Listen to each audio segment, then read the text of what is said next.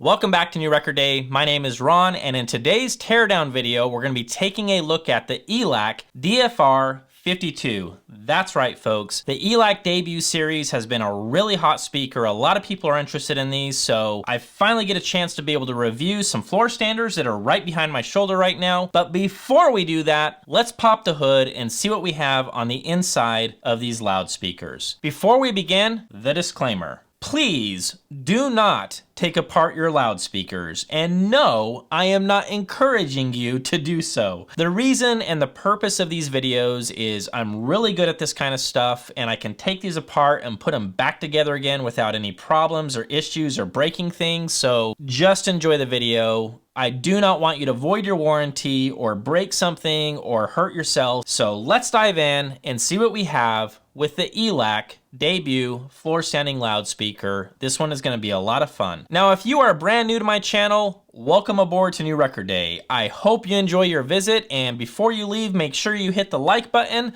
the bell notification so you know when the next video drops, and by all means, feel free to hit subscribe. We are on social media. You can follow us down below, and if you want to join the Patreon party, I would encourage you to do so. All right. Let's dive in. So obviously, all the teardowns that we have been doing, they've been bookshelves. So I've been able to get the cabinet up here and kind of move it around and do the whole song and dance, but we got some floor standers back here. So this is gonna be a little bit different than the normal step-by-step type thing that I've been doing. Let's go ahead and talk about all the stuff that we have in front of us first and kind of go from there. All right, so okay, we'll start with this guy. This is simple enough. All right, so here we have the 5-way binding post speaker terminal. This is what you're gonna be plugging in your speakers to, and pretty simple design, functional, works. This is obviously plastic, and the actual posts themselves are made out of metal. And here we have the crossover that is inside the DFR52. And by my count, we have 1, 2, 3, 4, 5, 6, 7, 8, 9, 10, 11, 12, 13, 14 components on the circuit board. I'm showing a total of 1, 2, 3, 4, 5, 6 sandcast resistors. We have 2 polycaps, we have 2 electrolytic caps, and we have 1 little iron core inductor. And that is a crossover inside the DFR52. All right, so these are the poly sheets that were inside the cabinet. I'm going to show you when I get to the cabinet how these were arranged, so you kind of have a visual understanding as to how these things were placed inside the cabinet. But this is what we've been seeing a lot of, is these sheets of polyfill, nothing wrong with it, and that's what's inside the loudspeaker. Let's move on to the fun stuff. All right, so here we have the tweeter. This is a 1-inch soft dome tweeter. And one of the cool things that I noticed is this grill actually comes right off, which I thought was rather clever. I didn't see that coming. I thought, oh no, I'm gonna have to pry this thing off, and that's not a good idea, but nice looking little 1-inch soft dome tweeter inside the loudspeaker. Now, one of the interesting features on this grill is that it's not perfectly flat. If you notice, oh, it kind of has just this bowl shape to it, which I thought was rather interesting to see on the tweeter. The tweeter itself has quite a bit of weight to it, and there is a good shot of the back of the tweeter that you can see. All right, so the woofers look nearly identical from each other. This guy is a little bit different. As you can see, there's a cutout right here. So if we're just going based on looks,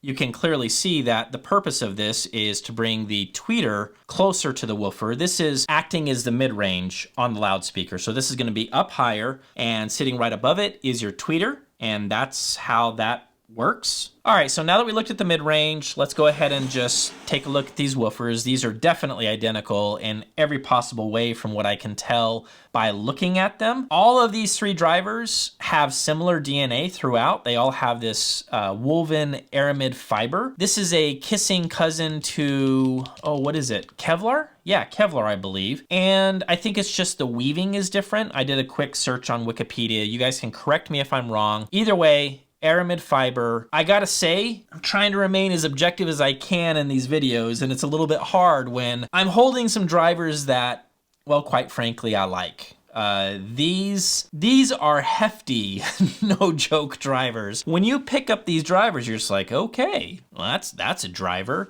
And there's some interesting features on it. I don't know what I'm looking at, and I want to understand the anatomy of a driver, but if you take a look in through here, let me try to get this a little bit closer. Often what I see up where the frame connects to the actual spider, which is right there, this is typically closed off, but in this case, it has these, I believe, vents. I'm not really sure exactly what those are or what the purpose is, but the spider itself is not sealed off. It has these vents here.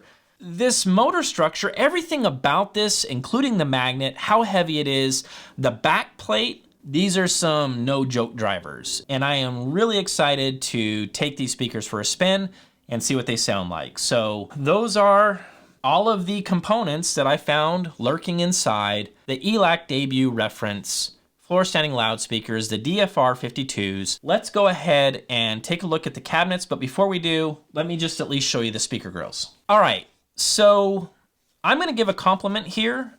It's nice to see that we're at least doing something a little bit different from the norm. This isn't just a standard black grill or a white grill. Grayish, woven, whatever you want to call this, I like this. This is a handsome look, and they are magnetic. I'm happy to see that we have magnetic grills, and I think that does make sense if we're taking a look at the reference line throughout the debut series. Yeah, we're off to a good start.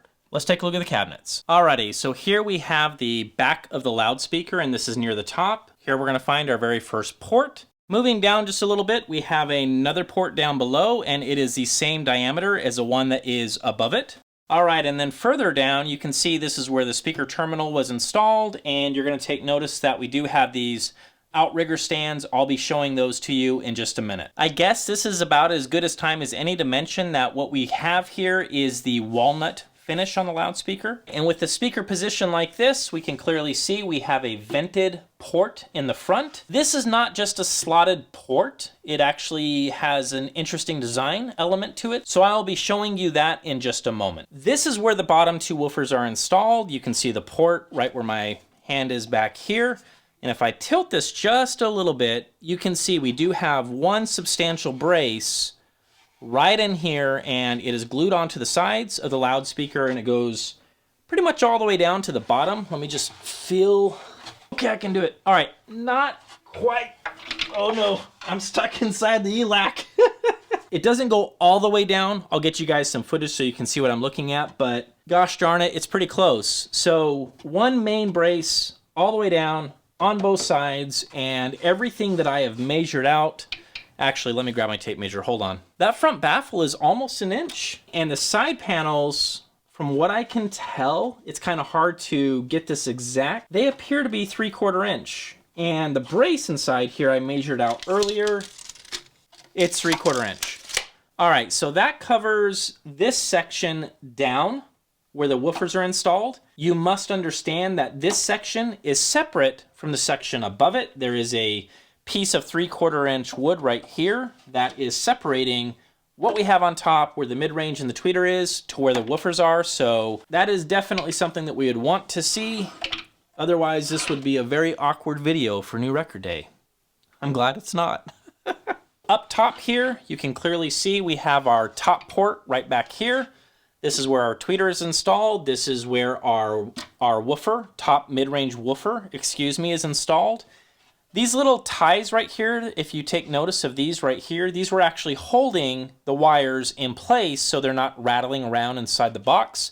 And the crossover wires also have this foam that's wrapped around the wire to prevent any kind of, you know, turbulence or, again, things rattling around and making noise. We don't want that. So that was all good to see. All right, and then as I was saying, if we tilt this guy, you can clearly see we have its own separate compartment for the mid-range up top, and then the woofers are isolated by themselves down below. All right, so the only thing left to do here is to show you how all the polyfill was installed when I took these guys apart.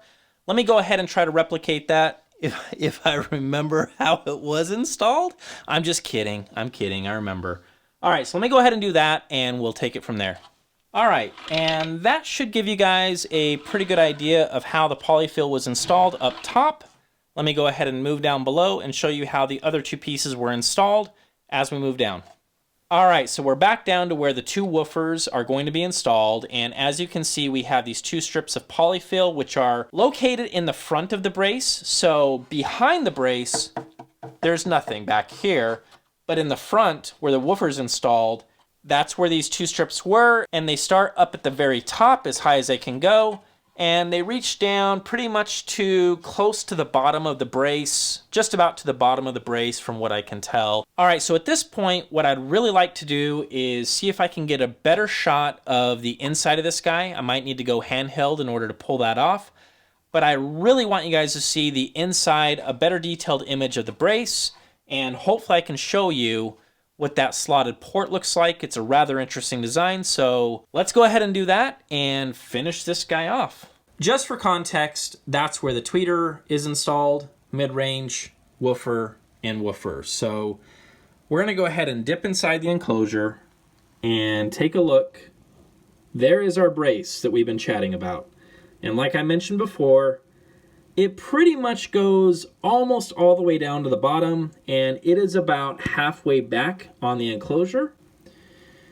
And that is the inside of the loudspeaker. Now, if you take notice down below where that circle is, that is essentially right above where the slotted port is. So it's an interesting design. If I go in from the bottom woofer, it's a little bit easier to see what I was just talking about.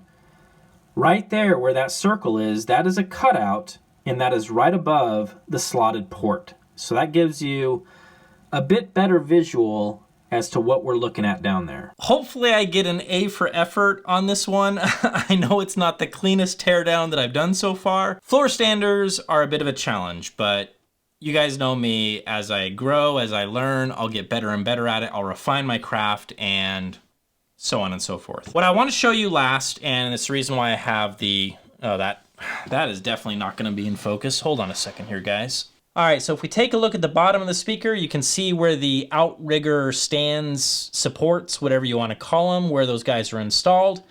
And let's take a look at these. This appears to be made out of plastic, and the spikes are made out of metal. On the top here, you have, oh, I guess you could call it a cap.